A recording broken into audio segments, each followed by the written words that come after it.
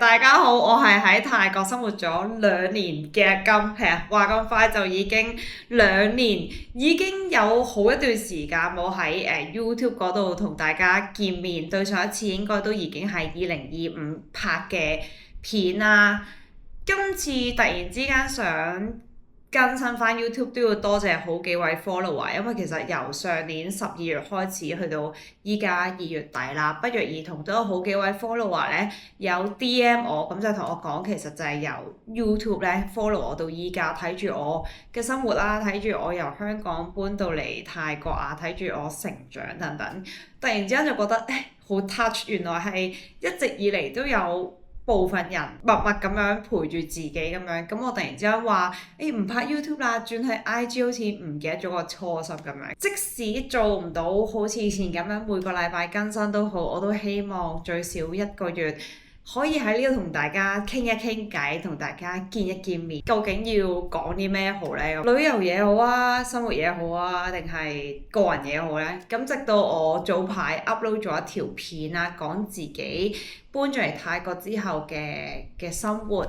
見到大家好似好有興趣咁樣，咁我就決定講多少少，分享多少少，就係一個人由香港嚟到泰國之後嘅生活。假如你有計劃或者有想法想離開香港，可能呢一條片會幫到你，令到你知道如果一個人好似我咁樣出走去其他國家，究竟心理或者係現實層面上要有啲咩準備？有 follow 我嘅朋友仔都應該知道，我由以前因為中意泰星學泰文，去到依家有機會嚟到泰國生活，所以都好似噼啪好似一場夢咁樣做得好快。我前年寫書嘅時候，我都仲講緊，我希望有機會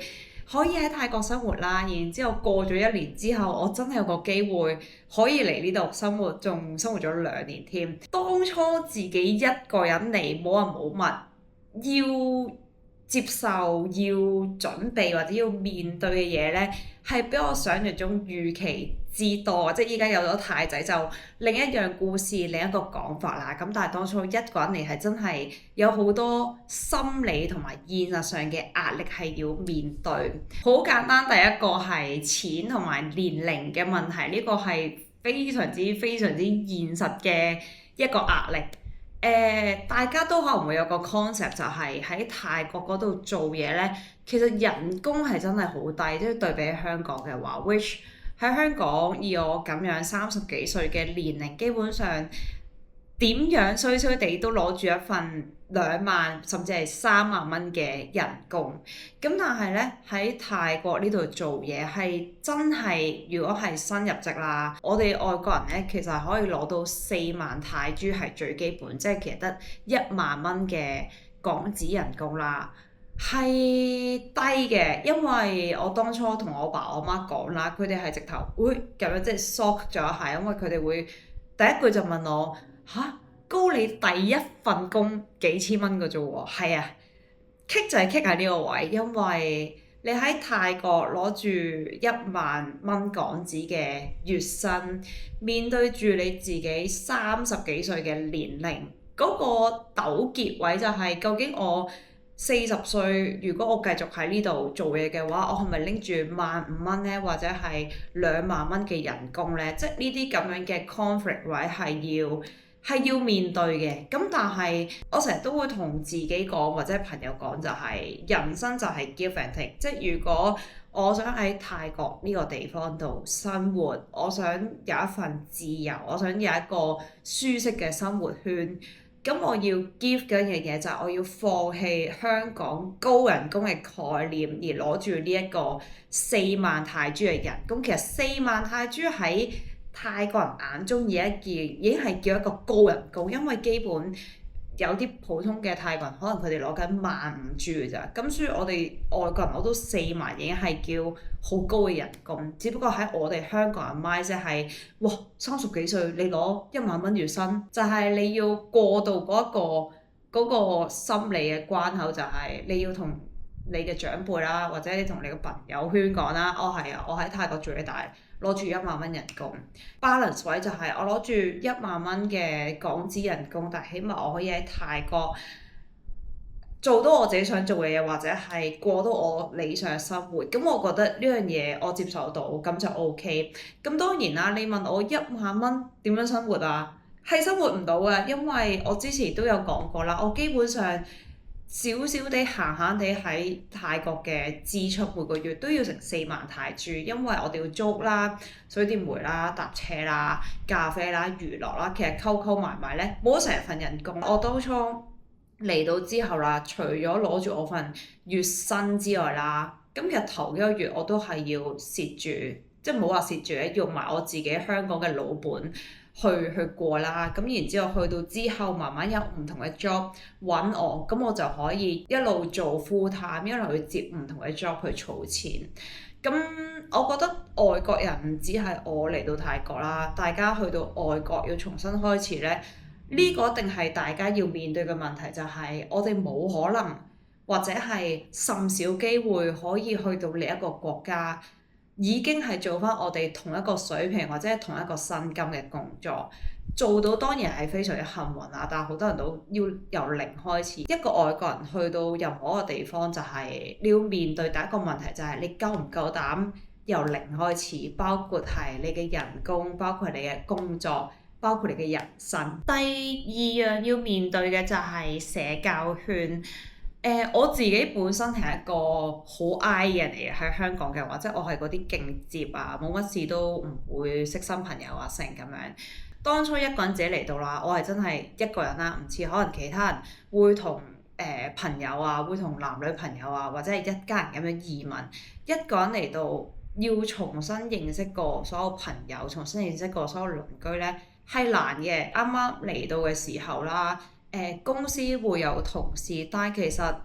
翻完工放工之後咧，翻到屋企都係要自己一個人對住4幅牆嘅啫。因為你翻工同同事可能吹兩句啦，但係你放工唔會好少甚少已經會再同同事吹水。所以我其實嗰段時間係翻到屋企啦，自己一個人啦，同翻我香港啲 friend WhatsApp 啦、成啊咁樣，係孤獨嘅，真心係會孤獨，真心係會空虛，真心係會諗啊，究竟我要咁樣一個人到幾時呢？我去到幾時先可以真係認識到一班好似香港朋友咁樣，可以周不時嗰啲 bitchy 嘢啊，或者係有人同我講下內心説話？幾時我星期六日可以是但約個 friend 出嚟飲咖啡？即係嗰段時間係會有好多呢啲咁樣嘅煩惱問題，或者係要自己一個人孤獨咁樣過好幾個月先。幸運嘅就係我喺度已經2年啦，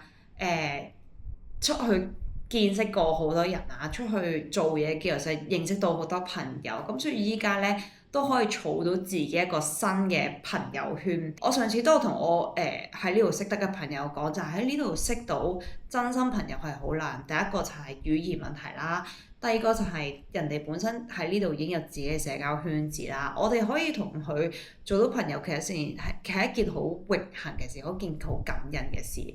咁所以其實去到依家為止，我有時都會同太仔講話，我不能夠每日都淨係同佢一齊，我點樣都要去見下自己嘅朋友，有自己嘅社交圈子，或者其實我需要新嘅朋友，因為如果一直喺度咁樣落去，我個圈子不能夠淨係得咁樣，一定要不停咁樣擴大。咁所以即使我以前喺香港係一個 I 人，我喺度都要逼自己成個 E 人出到去，點樣都同我朋友吹下水啊，點樣都交流下成。咁同埋最簡單最現實就係一定要學識自己照顧自己，自己去處理好多嘢，嗰個煩惱或者突然之間有10樣嘢衝埋嚟，你點樣去釋放自己嘅壓力，同時你要處理晒所有嘢呢？即係以前喺香港同阿爸阿媽住，返到屋企可能咩都阿爸阿媽搞晒，水電煤阿媽搞晒，執屋阿媽搞晒，煮飯阿媽搞晒，其他嘢咔哩咔咔啊，阿爸幫手，我可能淨係ready 自己去返工或者放工，淨係做自己嘢就得。咁但係嚟到外國，嚟到泰國，冇阿爸阿媽喺身邊，冇人喺你隔離幫你處理嘅時候，返完工已經好攰嘅身軀，但係你返到屋企仲要處理私人嘅嘢，可能係最簡單煮飯啦，最簡單掃地啦，最簡單洗廁所，成所有嘢都要自己解決。初初嗰個攰嘅程度，初初嗰個壓迫嘅程度係真係有嘅，因為係去到你放工已經差唔多6、7點，你翻屋企仲要處理一堆嘢嘅時候咧，我嗰陣直頭放棄咗自己。星期一至五間屋係亂到黐線，我係逼自己星期六日喺屋企執晒屋啊、洗晒衫啊等等，冇辦法，因為你得一個人，冇人會幫你處理，都唔會有嗰個閒錢去請工人幫你執屋。咁所以呢啲問題都要你自己面對啦。2年之後你會自己成長，就係有好多嘢習慣咗就係習慣咗，你依家就會習慣咗要執屋啦，習慣咗要交水電煤啦。個燈壞咗，你會習慣識得點樣喺度改啊，食。咁我都幸運就係，起碼我依家有太仔幫手，啲咩唔明啊，或者屋企有啲咩大小事都可以有佢負責。咁但係初嘅嗰一年呢，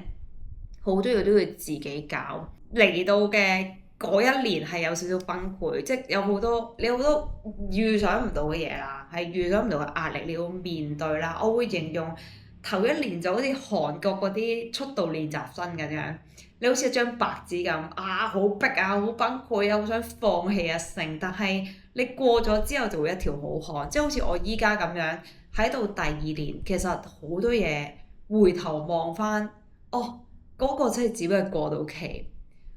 遇到啲唔好嘅屋主要搬好幾次屋，或者係工作唔如意，見到啲唔好嘅客人，或者係要度過一個自己嘅孤獨仔期，依家回頭睇翻就係都好啊，起碼我撐過咗，然之後成為咗依家可以成功喺呢度泰國住咗2年嘅阿金。假如你都有呢個思想，或者你都有呢個想法，想自己一個人出走去第二個國家嘅話，我希望呢條片可以幫到你，可以俾到少少概念你，就係如果要出走嘅話，你係要面對呢一啲問題，你避唔到啊！呢啲係非常之現實層面嘅事，錢啦、屋企人嘅壓力啦、自己嘅心理壓力啦，你要面對嘅嘢唔淨止係你份工，係你嘅生活嘅大小事，你自己都要面對啦。或者係社交圈子，呢啲全部都係最基本嘅嘢。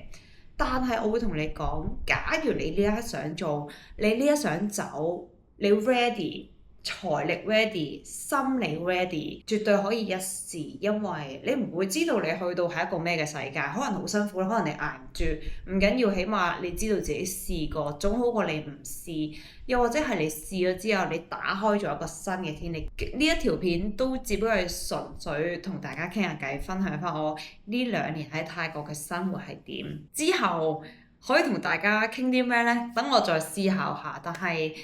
都係嗰句啦，我每個禮拜 update 唔到都好，我都希望最少1個月可以同大家喺呢度見一次面。如果大家想聽我講啲咩啊，或者係聽我分享啲咩啊，都不妨留言俾我，俾啲 idea 都得嘅，係啦。咁所以好啦，下條片再見啦，多謝大家，拜拜。